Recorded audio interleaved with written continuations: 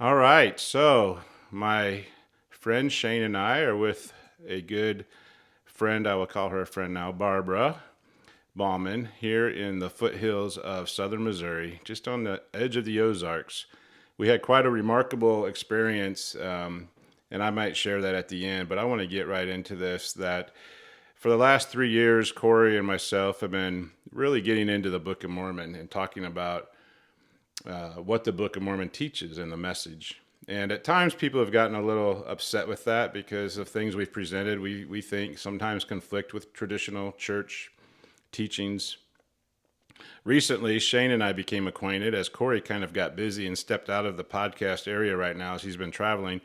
And we've continued on in the video world. And Barbara, I will just say I believe this is divinely guided that we're down here today. I don't say that often through a series of events that was quite remarkable. But I want to bring up your husband as the reason why we're here and his work, Dick Bauman. I found a website that you've operated for a number of years, and it's ironic that, or it's odd that today, as we sit here, that website was ready to renew for a fair amount of money, and you didn't know whether or not to renew it. And it looks like you're giving us permission to carry that forward. Well, that won't be a burden for you anymore, and to expose it to more people. And so I'm glad that we met today and that you didn't have to spend that money, but that we can carry it forward without cost. Tell me, first of all, where you met your husband, Dick, before we get into his story. I met Dick at Graceland College, the RLDS supported college in southern Iowa. He could not come first semester of that year, so he came in January. That's a whole different story of why he couldn't make it the first semester. But when I met him, a new guy on campus, there was only 600 students back then. So any new girl or new guy was, news. So anyway, after about 3 weeks or so on campus, I had told my roommate if I ever get a date with that guy, I'm going to drop him like a hot potato. He just thinks he owns the girl world. So anyway, came night for a skate at the Commons, which was well known as the big building with a big area where we could do roller skating or have our church services or whatever, just whatever. So I was at the skate. I had been skating for some time. And in came Dick with a couple other people, and they got there so late there were no more shoes to be rented with skates. So he had the clamp-ons. That was too much fun. I soon could see that Dick was not very coordinated, and the skates wouldn't stay on anyway. So he finally decided, as we all went round in a circle, that there was this one person out there he wanted to meet, and that was me. And I can remember I was wearing a pair of black, we called them pedal pushers back then, and a pink sweater, turtleneck sweater. And I was doing great. My skates were working fine. But he got me to come over and sit down on the edge. And he said, I'd like to take you down to the movies tonight. And I said, I can't. I've already paid for the second skate. Well, how much is that? Well, it was a dime. 10 cents. I had to pay for the first skate, and I'd paid for the second skate. That rented my skates for 2 skates. He says, I'll get your money back. He started taking off my skates. And I thought, well, this is interesting. So we went on down, and downtown Lamoni, the theater was a small brick building, 2-story. It actually had a balcony in it for a movie, but there were no seats except right down front. And we watched Planet of the Apes. And then he walked me back to the dorm. And, of course, like all boys, he wanted to kiss me goodnight. Well, like all girls, not all girls say, no, not the first date. So, I mean, that was an awkward date anyway. So that was it. Well, then he said, would you go to church with me tomorrow? And I said, okay, I can do that. And he said, oh, wait a minute. I won't be able to sit with you because I can't do that. And I said, why not? And he said, because I'm in chapel choir. I said, okay, we can still sit together. No, no, he said, you don't understand. The choir has to sit separate so we can sing. He go on and on, you know. I said, okay, let me just tell you that you and I have shared music in the tenor row for 3 weeks now, and I will be sitting right next to you for church tomorrow. So I'll see you there. That's how we met. Well, normally we would take some time to share some life stories and testimonies, and maybe we can do that on another time. The reason we're here today is Dick produced a body of work, a series of 14 videos, and this was back when there wasn't all of the technology that we have today. But the earliest thing I remember from what I've read and watched was in 1985, shortly after 1984, which was the great breakup in the church where Section 156 came out, you know, for women's ordination and the building of the temple and what some people would say in a spot that wasn't supposed to be. That was the last straw for a lot of people in the church. And a lot of people had a mass exodus at that time and either left the church or were replaced by the official church, came in and replaced the local ministers. And it seemed like the main issue was women in the priesthood, although things had been kind of coming through as they do to build up to that people weren't happy with. It's my understanding that your husband was on a property out east of eastern Jackson County, working on a little bridge that you had there. Did you have a little creek on your property? We had a little creek that became a flood area when it rained hard. It really came through there.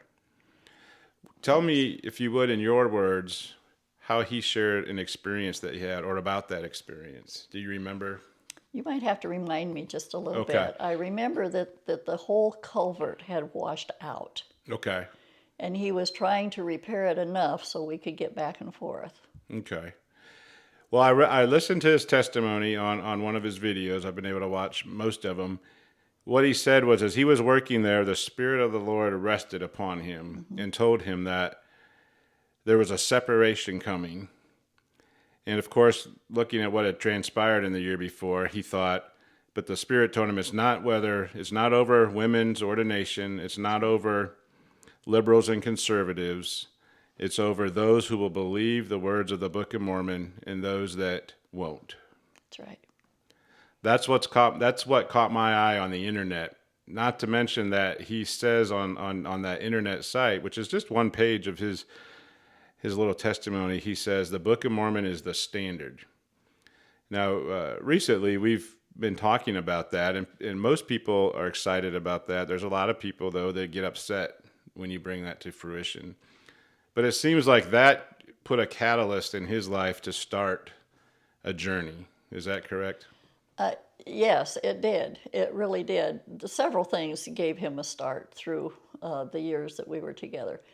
But I recently read that word standard in the Book of Mormon again, where there was a standard for liberty on this land for people who repented and accepted Christ.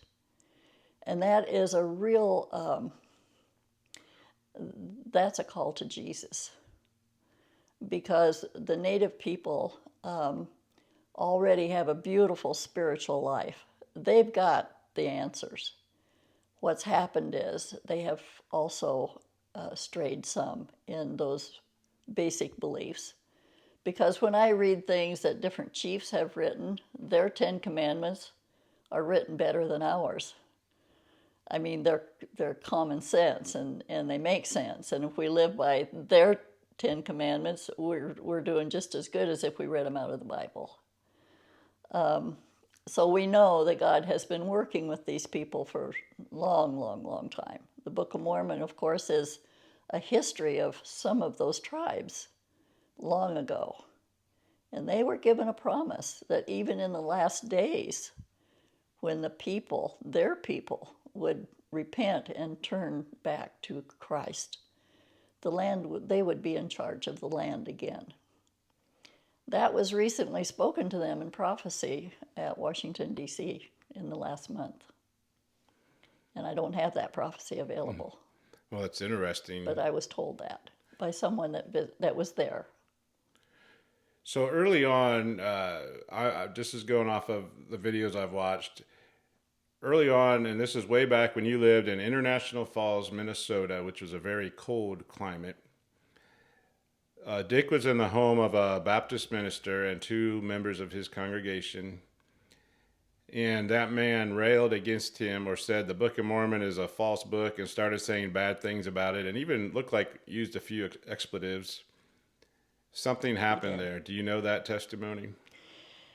My memory is not as good as it was, but I'm remembering now who you're talking about. Mm-hmm. And when he came back to our apartment and told me about it, I was just so amazed. This man was telling him that anything he said was not true, but Dick was given the words. He said the words were like in his throat, and they came out with power. Mm-hmm. He spoke scriptures he'd never knew. He said things to this man that the man knew, and it backed him right into a coat closet. And he said everything started falling off around him, and he was, his mouth was open, but the man couldn't speak anymore. And he knew that what he was saying, he didn't know what he was talking about. So when he came out of that closet, he was in tears. And he apologized. And he grabbed his coat and ran out. Without putting it on, he said, into the sub-zero climate and squeal. He said he got in the car and he could hear the tires squealing down the road. On ice. Yeah. It was in November. There was ice on the roads. It was cold. That's the coldest place there is in the whole United States. They say so themselves. Right. And the two members or the two other people left in the room were just left holding each other, looking at each other like, That's what? Right. What That's right. just happened? That's right. So he described that as speaking in tongues or speaking the tongue of angels or the words of Christ, but he said that it was actually put into his mouth what to say and came out by the Holy Spirit. He had more than one experience like that at different places, yeah, where God gave him the words. Mm-hmm. Yeah, when I heard that testimony, I thought it was pretty interesting because, I've always, when I thought of speaking with the tongues of angels or speaking in tongues, I always thought of foreign languages. Right. You're speaking some African tribal language that no one knows, that kind of a thing. But, I guess it kind of is a different way of thinking about it, that you're speaking God's words. That's right. And that might be in any language, including in English, but it's with power. And I think that's the key to speaking in tongues is the Holy Ghost is speaking. Yeah. Mm-hmm. So Dick described the fact that he believed the Book of Mormon was true, but then he said, sadly enough, I spent the next season of my life studying the Doctrine and Covenants and church history and being, really schooled. He said, and I could talk to anybody about the way the church is set up, the way it operates, what the Doctrine and Covenants says, until that experience, I guess, in 1985 when the right. Lord, and he said that he repented to the Lord. He walked, he said it was quite a ways from the bridge up to the house. We had purchased 25 acres in the middle of a section. So the first half of the driveway was flat till we get to the creek. From the creek on up was the rest of a quarter of a mile. So that's about a quarter of a mile up to where our land was. Now, I would like to tell you a little bit about that particular property. It was a square, so we had people all around us that, in that one section, everybody else owned the rest of it in that section. We just had the middle part. But at the top of that driveway, there was a fence and an opening, and we had pulled a trailer in there, lived for a while. We started building a house. We developed a little goat herd there. Took some goats with us there is what we did. But anyway, Dick always tried to ask the Lord's blessing on any land that we were on from corner to corner. And we knew after a while that Native Americans had lived there. I had the experience myself of walking that after the bridge was out. We had a path or something that I could walk across and get up because I worked in town during that time. He took care of all the animals on the farm during that time and was studying. But anyway, this one night I was out after dark and I had to walk that driveway in the dark. But it was moonlight. I was okay. I wasn't afraid. And as I walked up the hill, I could see this shadow in front of me. And so I thought, well, the moon is shining really good for me. But when I get up to where the entrance is, that shadow disappeared. And the moon was in front of me. So whose shadow was that? Someone walking in front of you. Well, there was a lady in town that would come out once in a while, and she said, Barbara, you have a very tall Indian standing right there at your entrance, and he's protecting you guys. Those are testimonies we had of that property out there. So, I'm going from memory on these videos, but shortly thereafter, or a year later, I think 1986, there was a gathering of a lot of the saints at a school that they'd rented out for some services. That was Hope Day School. Okay. A lot of people were kind of looking, do we start a new church? Do we start a new congregation? But it's my understanding that Dick was invited to preach there. The first couple sermons went really well. The third sermon, there was some anger afterwards. Okay, I'll take you back to the meeting that we were there when one of the elders made the announcement that Dick was in the audience that day at this meeting where they were trying to decide what in the world to do. We hadn't been going, we'd been kind of quiet for a while. And he said, Dick has been studying and we need to hear from him. So he said, Dick, can you work with us? Can you do? And when Dick stood to talk to this whole group, he said, it depends how far back you want to go. Because just going back a few years, that's not going to work. It wasn't working well then. And a few more, still not. Still not. We have to go back to the beginning. And we have to go by the Book of Mormon. That's interesting. I left out when he walked up the hill from the bridge, when he'd had that experience with the Lord, he said he knelt down and prayed and asked forgiveness from the Lord for setting the Book of Mormon on the shelf all these years. And he said, Lord, if you want to teach me, I have to relearn some things. I want to learn what you're going to teach me about the book. That was a very important prayer because I think anyone that has gone through teenage life and into a marriage and started growing their own children, they know they got a lot to learn yet. So that was really important, yes. And we did. They set up classes in, I can't even remember.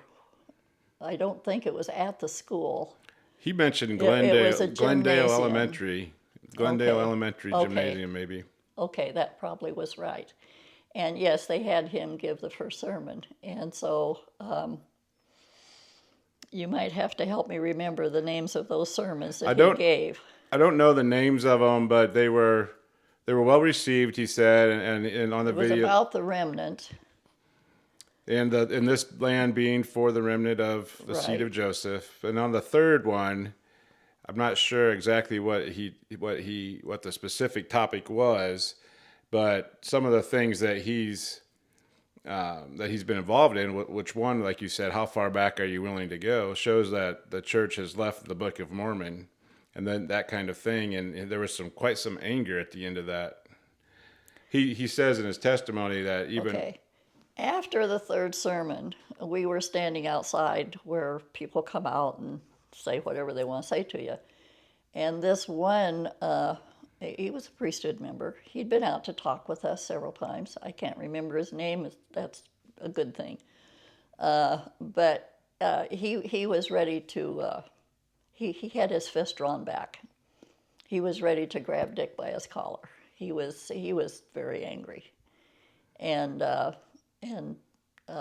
we got through that.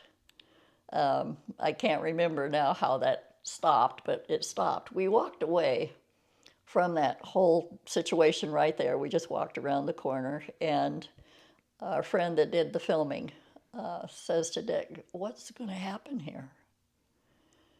And Dick said to him, "They're going to fight like dogs over a bone, and they're going to split and split and split again, because they're not ready to do what the Book of Mormon asks us to do." Yeah, I believe he said they're going to fight like dogs over a bone over who has authority. Probably so. Yeah, and they're going to split. See, and I split need and to read split. these things again. Well, they're fresh in my mind, right? Over the last couple of weeks, Good. you didn't expect someone to show up on your doorstep and say, "Tell me about the last 50 years of your life," right? No, but this is very good for me to be able to recall, because I'm in a process of healing, as I've explained to you folks, and it's happening. It's happening. And with what you are introducing to me on things that can be done now, I know I've got work to do.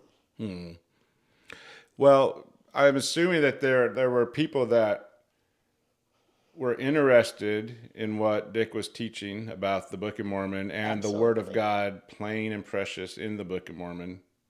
Absolutely. There's certain topics such as the priesthood looks much different than what became in the Restoration Church. There's who God is portrayed in the Book of Mormon, Right. and a host of other things that how the church was set up. Those things can be well, and then you get into the work of Joseph and the Restoration, and where when Dick said, "How far back do you go?" What kind of things happened in the church to allow it to be led astray? What's interesting to me is that people were, the Restoration are the rebels. They're the ones that rebelled, and they said, "Enough's enough. We're not going along when the church leaves the gospel." And that's good to want to stick to the scriptures. But how many times previous to that had it happened, or should it have happened, and why accept certain things? In other words, why do people decide where to draw the line? I think the Lord drew the line when he gave us the Book of Mormon and says, anything more than this is not my doctrine. An interesting thing that just comes to my mind is the very person that stood in that first meeting at Hope Day School and called Dick out of the congregation to speak up. After that third sermon, he made it very clear that he wanted nothing more to do with Dick Bauman, that it was all wrong. I can't remember the exact words he said, but he just wouldn't put up with it at all. And there were people there that you'll be hearing testimony of later that left that church right then and there, knowing that, if they can't hear the truth, they don't want to be there. I find it really interesting how quickly we label people. I know. We call someone an apostate, or they're part of a cult, or we kind of put people in boxes so quickly. And we were just talking about in '84. It was like women of the priesthood. That was the dividing line. That now we say those people are apostate. The RLDS is in apostasy, and we're going to continue on with the true church. But I did hear some stories later that as the COC changed, there was people that felt the same way when they introduced the homosexuality stuff. That was their line. They didn't have a problem with ignoring, calling the Book of Mormon, just calling the Book of Mormon history and not necessarily a historical document, but not necessarily something we had to follow, and or the temple, or women of the priesthood, or things that we all are that catch our attention as wrong. But we all kind of have our view, and I think that's really the danger in this, is that many of us we look at the gospel from our own perspective, and we have things that we consider to be truth, and we sort of circle our wagons around that truth. And the reality is we really need to circle our wagons around the Book of Mormon. And if we hold it as the standard of truth, then it shines light on everything else. And go ahead. Well, and also, the Book of Mormon is very, very clear that Christ is the answer. His words are there. In fact, in the newest publication of the Book of Mormon through the RLDS related group, most of those words are in red. And we were very glad to see that. And it is easier to read. It's not so cramped in the wording. But it's, we're so human. We're so human. And I've realized, I've lived long enough that I've learned some very basic things, and the love that we need to develop is the love that Christ had. It's called agape love, and it's just all-encompassing. It's we love each other no matter, because that's where it's at. God is love. He's a love that we just, as humans, it's hard to understand because it's so giving, it's so full, it's just everything. Yeah, I think back on my own life, I've just sort of, in the last year or two, have had this sort of awakening to where I was wrong and the way I thought about what the church was and how it was supposed to function. But yet I can also look back during my life and see all these amazing testimonies that God has, I've had these great spiritual experiences. Right. And it just shows, it doesn't show that I was right at that time. It just shows how much God loved me at that time. That's right. And, the rightness of my life is not connected to his love. His love is there whether I'm right or wrong. And it's always there. Yeah. And if we don't accept it, it's our problem. Right. Right. Which brings me to another thing that I've learned is when people make what we call mistakes, we all do, if we can just treat them as learning lessons and go on forward and not worry about what happened before, we'll just go forward in what we've learned, we're all going to be better off, and it'll all come complete. But some people can't let go of somebody's mistakes. Well, if their mistakes were supposed to affect me, that's my problem if I accept that. But I also pray for people who are making mistakes that are hurtful to other people, because they're going to have to face the other judge, the judge. We're not the judge. So Dick was quite a student and obviously had a gift for studying and taking material and bringing it together. He knows the scriptures. We were privileged earlier today. You showed us some of his scriptures that are basically loose leaf scriptures now. Well worn, with all of his hundreds of notes and everything. So when he was asked to preach and you saw the backlash right away of even mentioning some of the doctrine in the Book of Mormon as opposed to the church, when everybody was so focused on the church and how do we recreate the church, it began a journey for him of really pouring into the scriptures.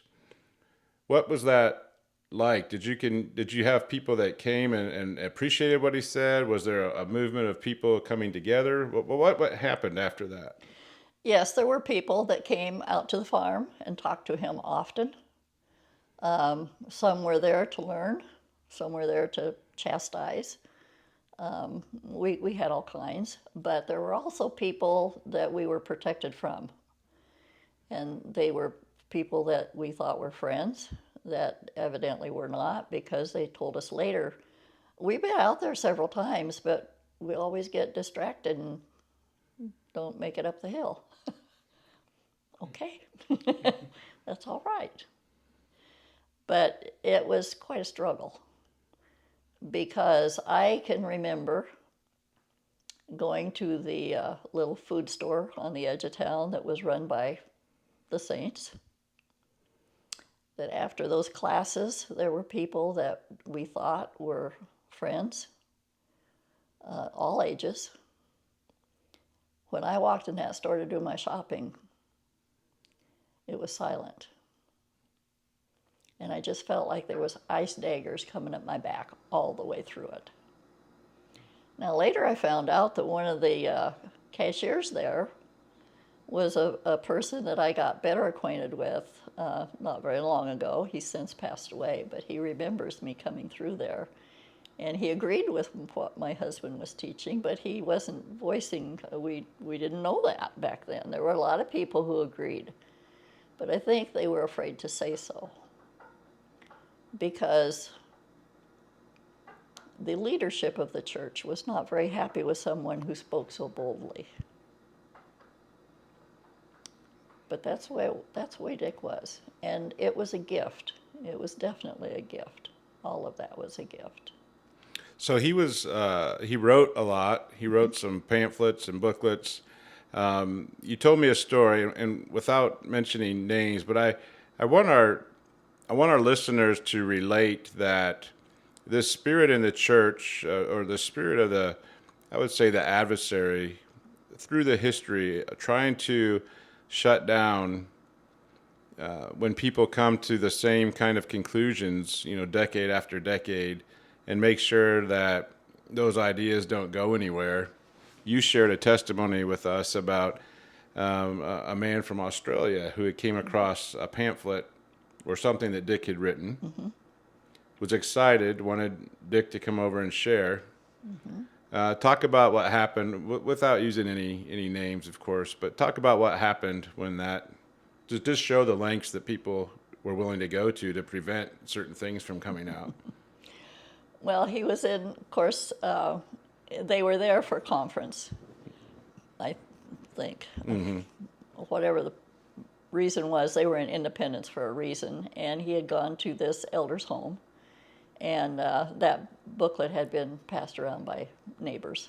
And when the person from Australia picked it up and saw things he felt very good about being truth, he wanted to know where he could get the book, and the guy said, "You can have that, it's trash. I don't want it. I don't want it in my house." Well, that person happened to be going to the same congregation we were going to, and it was not comfortable, Things got very uncomfortable for us.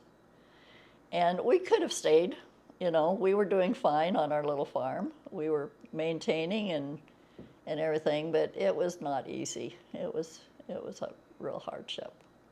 We did finally get a good bridge built across that thing, but it was everything was it was a learning time. In fact, we wanted to call it the Learning Center, and we learned that we'll never do that again. We don't want to learn that much that quick. Well, so this gentleman went back to Australia.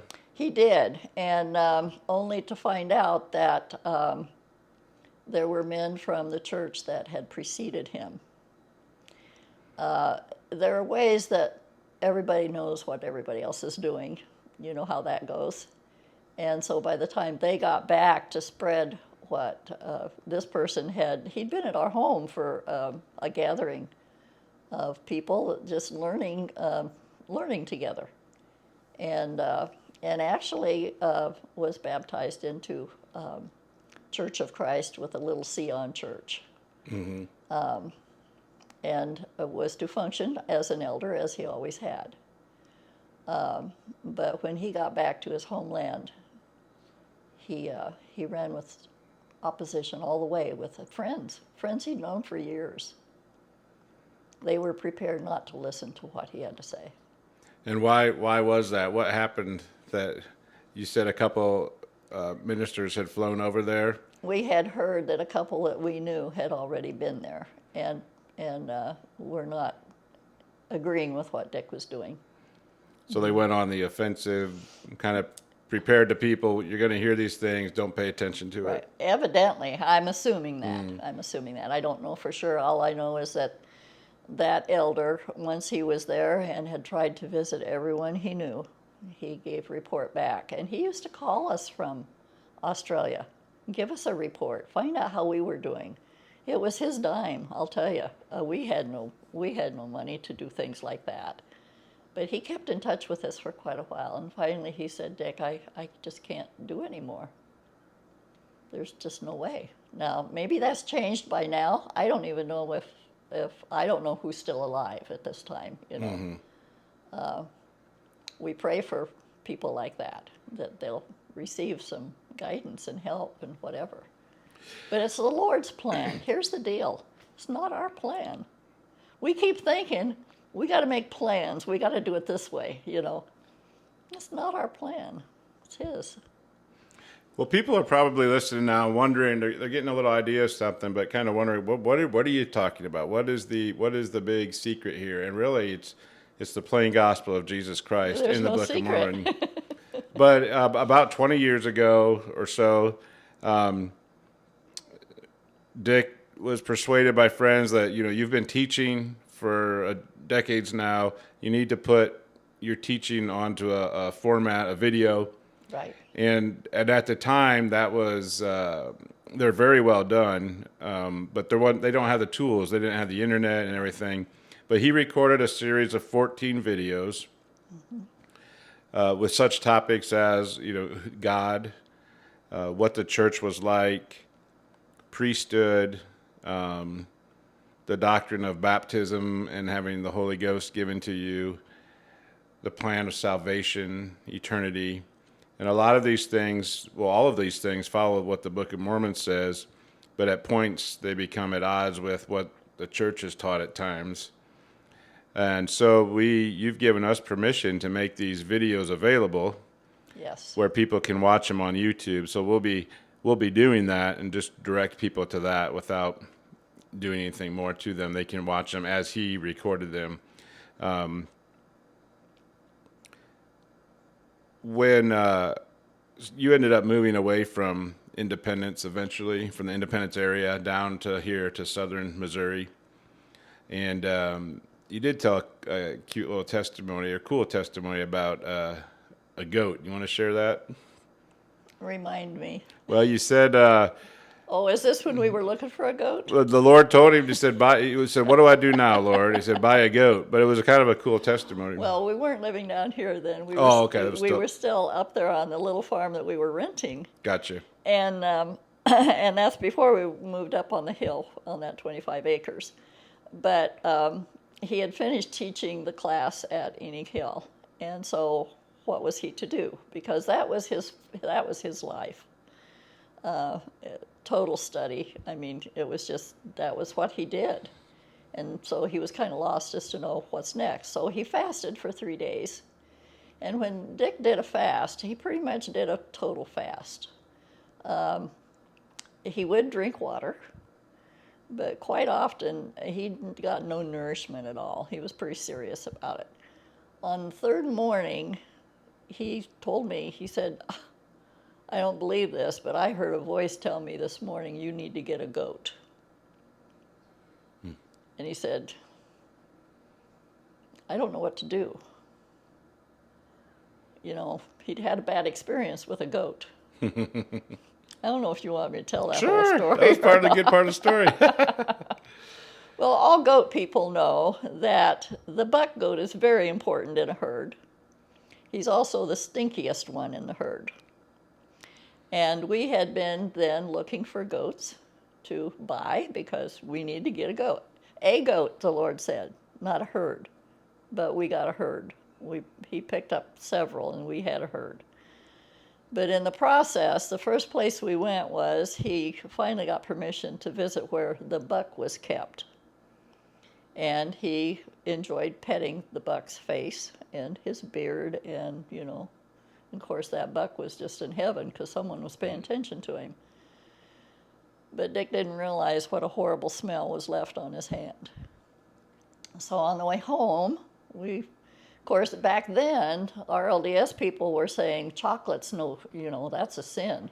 You need to change to carob. Okay, so we had some carob candy in the car. And our youngest son says, Daddy, you want some carob candy? Absolutely. Puts that hand into the sack and pulls out a handful and pops it in his mouth. By the time he got home, he couldn't wash his mouth out often enough to get rid of that. So he didn't know how he was going to handle this looking for a goat, but we did. We did, and actually developed a very good registered Nubian herd. And we were internationally known, by the way. We had people from Taiwan and the Philippines come to our farm and pick out what they wanted and bought from us Wow. to take back to their farm. It was to help their country, but they went to their farm. That's neat because he had no history of farming Nothing. goats. And then tell about you and you growing up with your reaction to cow's milk. Oh, I lived on a farm where I learned to milk cows, and my mother was the milker, and Dad was the farmer. And so, of course, I learned to milk cows, and that was the big deal. But all the time I was growing up, I was sick all the time. Sinus congestion, every winter, I was out of school for 2 weeks because of my sinuses being so horribly infected. I had no idea what the problem was until later I found out I had an allergy to milk. And to this day, cow's milk, cheese that I love, I pay for that through my sinuses when I eat things like that. So we didn't really realize what a gift it was to the family when we got a goat, because started drinking goat's milk. That is so much more digestible. I did not have an allergy to that. My sinuses cleared up. It was heaven for over 30 years. And now I don't have any goats. So I'm back to having to watch it pretty close for what I'm eating milk-wise. So through the years, you've probably had people reach out to you. They've purchased DVDs and videos. He's helped people understand the doctrine of Christ in its simple form in the Book of Mormon. What's your overall feeling of the experience of his teaching and people coming and wanting to listen? You said you had some campouts on your land where people would come and have classes. Any testimonies or were people finding freedom, liberation, excitement, hope? What was it like? What were people's reactions when they listened to these classes? Well, and of course it depended, because we had different things to talk about with each of the gatherings, but we had gatherings for several summers while he was able to do that. Until some of the people that had joined us, some of the people came on down from Independence, bought land around us, and we had a group that was working very well together for a while. But as things start developing, there are people who think, well, I'm not going to spend any more on somebody else. I'm going to do my own thing, So it's all settled down to we're a pretty scattered group right now.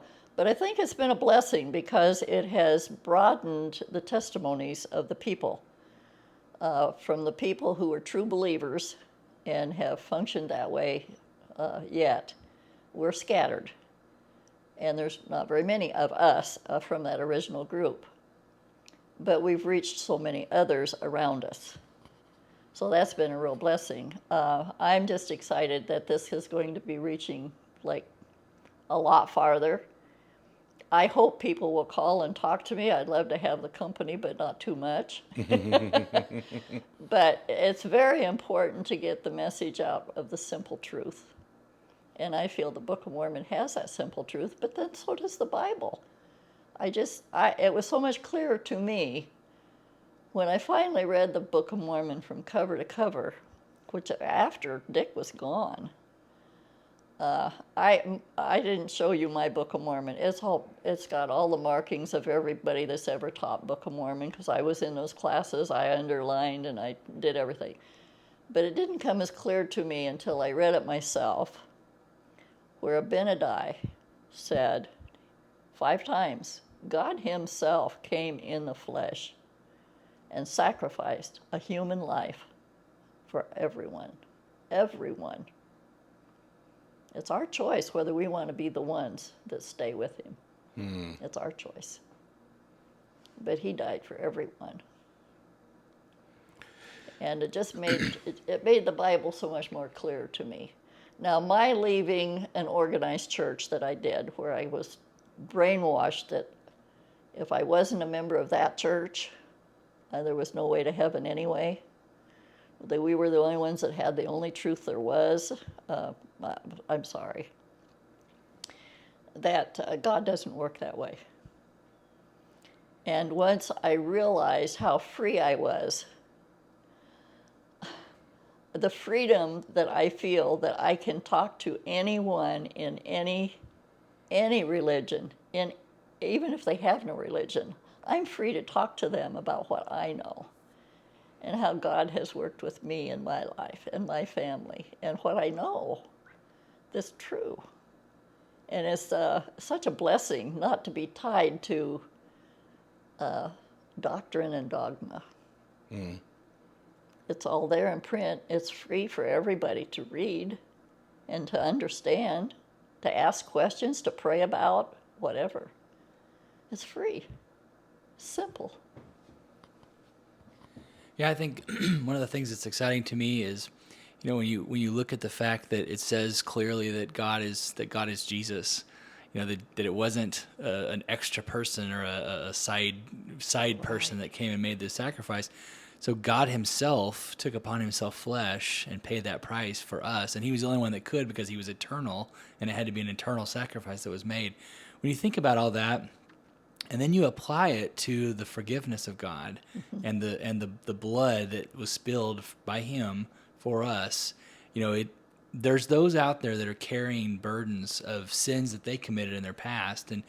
And if they're thinking, well, I'll never receive that highest glory, I'll never be able to be in the presence of God's full glory. That's an untruth. Right. And it's, to me, that's so hopeful and exciting to think that I know. I have the opportunity, no matter how bad I was in my past, no matter the horrible decisions I made, I've got a person, I won't embarrass her, but I got a person very close to me in my life that I love very, very much, that has actually, said out loud to me that she doesn't think that she'll ever get celestial glory. And she felt that way until we discovered this truth in the Book of Mormon. And it, and she's now realizes that blood, no matter what she did in her past, that blood that Christ spilled for her, that her God, the only God, paid that price and wants her back in his presence. And the past is forgotten.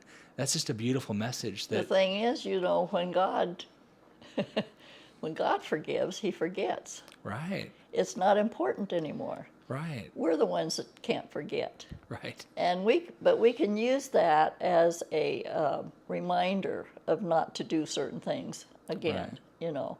It's totally a learning experience. Right. I can't tell you how wonderful it is to be older.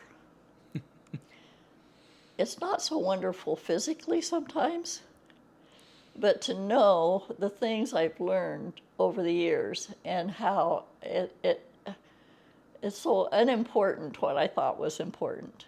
Right. What's really important is who God is and what he did for us. But, people put God in a little corner where, oh, sure, he created everything. Okay, that's fine. Right. But he can't divide himself to be somewhere part of the time and somewhere else also. Right. How could he do that? Well, if we watch the scriptures close enough on what's been added and taken away, it helps. And that's where I mentioned about the hand, the thing where some of the Bibles say that Christ, when he was resurrected, went back and is now on the right hand of God. Mm-hmm. Hand had been added. And in a lot of the scriptures, if it's in italics, it's been added. But then somebody else reprints and they make it like it was always there. Well, we have to really pray about those things because things have been around long enough that other people have tampered with. Right. Nothing is original anymore. Right. It seems. But when Christ went back to his original place, in the beginning he was called the Word. A word is something that means a lot to us. We speak words. But how does that fit, you know? And so knowing that God himself can do this, my gosh, he created everything. Why couldn't he create himself? To be a human, to be an Right. example. Right. Now I understand that. Before I couldn't. I just couldn't. Right. So if I could overgeneralize, Okay. no, my whole experience with the videos that I have watched, there's no gray area with Dick. He emphasizes the Book of Mormon, and it comes down to you can accept it or not, but this is what it says, and he's very emphatic about that, and I like that. There'll be things I think that people hear. There's things that I heard that I don't necessarily agree with.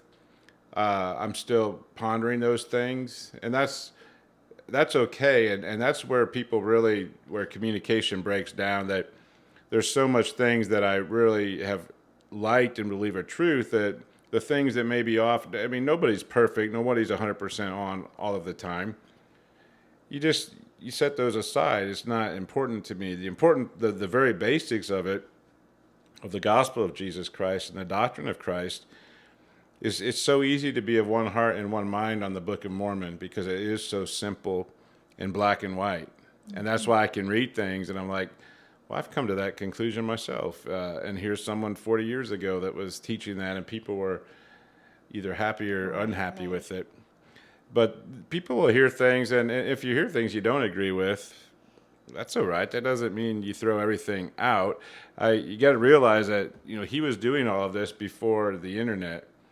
He was doing all of right. these before the Joseph Smith papers that have come out now, where you can see firsthand sources and what were done, and that adds clarification to a lot of the confusion that we didn't know.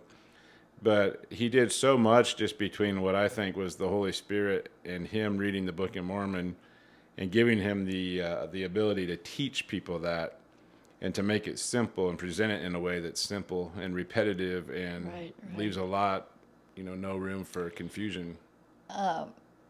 During Dick's last couple of years, when he was really in decline physically, it was very hard for him because he could no longer teach. He could no longer, it was like everything he had done was being pulled out of his reach. Even with the small group that we were attending, he wasn't able to keep it up. And so others, came in and did what they wanted to do. I'm not saying that was wrong. It was different. And I know that he mourned a lot over not being able to reach everybody and explain better and whatever. And I realized that he had been totally given a gift and he had done it.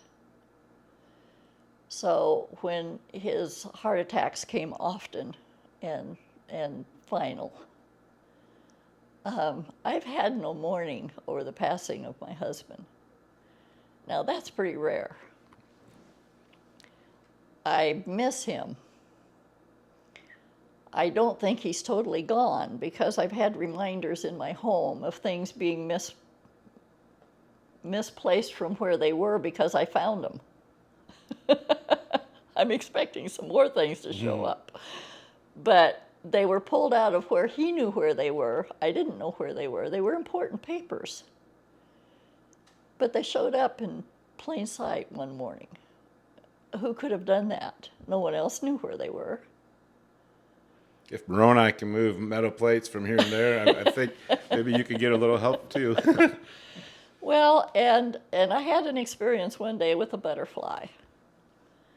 That when my son Joe ended his career at where he was working, he knew his job was going to be done for 2 years ahead of time, but he was engineering the building of a new machine.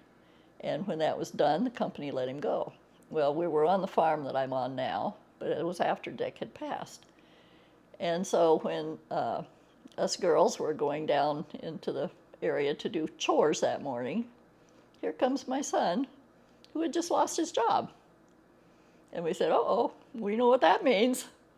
So we met him, and he said, yes, Mom, I've already given thanks for what I've had and what's happened. And he said, we're going to move on. So they all got in the car and was driving down to the barn area. The old log house that you saw down there was my barn. And I was walking and I got part way. And a butterfly, they're a swallowtail. They're black with fluorescent blue on the wings. Landed right in front of me and I had to stop so I didn't step on it. And it just laid right there with its wings just opening and closing and opening and closing. And the spirit came through me from head to toe with the information Dick knows that Joe just lost his job. They drove right up beside me and said, Mom, what you looking at? I couldn't talk. I was so overcome with that spirit. It was a wonderful spirit. But Dick knows what's going on. He could be here for all I know right now. We don't know what's on the other side of the veil. We don't know. But there is something. And we don't know the freedom that they have. And no one can tell us until we go and find out. But it's been a freedom, a real freedom for me to not be connected with a worldly organized church. I just want to belong to Christ. Well, that's a beautiful, I think, ending statement, unless there's anything else you want to add. Probably not. This is an introduction to the work of your husband and your life with him a little bit. We didn't have time to touch on nearly everything. We spent last night and this morning together before we recorded. But I encourage people to, when we get these up and running, to go and watch them. Doesn't mean you have to agree with everything, but there is a challenge to step back and reevaluate the Book of Mormon and the Christ that's presented in the Book of Mormon and how it fits into your worship of him and maybe going forward the rest of your life, because it's a big jump, but at some point, he offers the challenge. How far back are you willing to go? Back to the very basic plain truth that God intended the Book of Mormon to have among us. Well, I will say this. Once that spirit is touching your life and pointing out the truth, there is no way to deny it. There's just no way. Which is why I can see if anyone does deny it, then they're done. They're just done. But Well, anything, Shane, you would? Well, if you could just give me a couple minutes, I was curious about his work with the Indians. I know in his video he mentioned that he had talked to several tribes, or and I don't know if that's too big of an amount of stuff to talk about. Maybe do it in another episode. But I would curious. like to talk about it more sometime. But I do want you to know that, and I want to go back and reference this with my childhood. When I was only 5. My parents had purchased a resort in northern Minnesota. My mother was a school teacher, but here she was helping run a resort. We only had 5 cabins. It was back when it was chunks of ice off of the lake in the wintertime, stored to put in the cabins in the summertime. I mean, this is a long time ago. But at 5 years old, I was not qualified to start school in Minnesota. Needed to be 6 because they had no kindergarten. They were to go into first grade. And my mother went to the school and said, she's ready. I need her to go to school. So I did. Most of the people there were Indians. I was surrounded with Indians. The Chippewa were there. Well, little did I know anything about Indians, except these kids were just like me. We were all going to the same school, doing the same things. I had no fear of Indians, So as time went on, and we became, and I was 11 before I knew anything about the RLDS Church.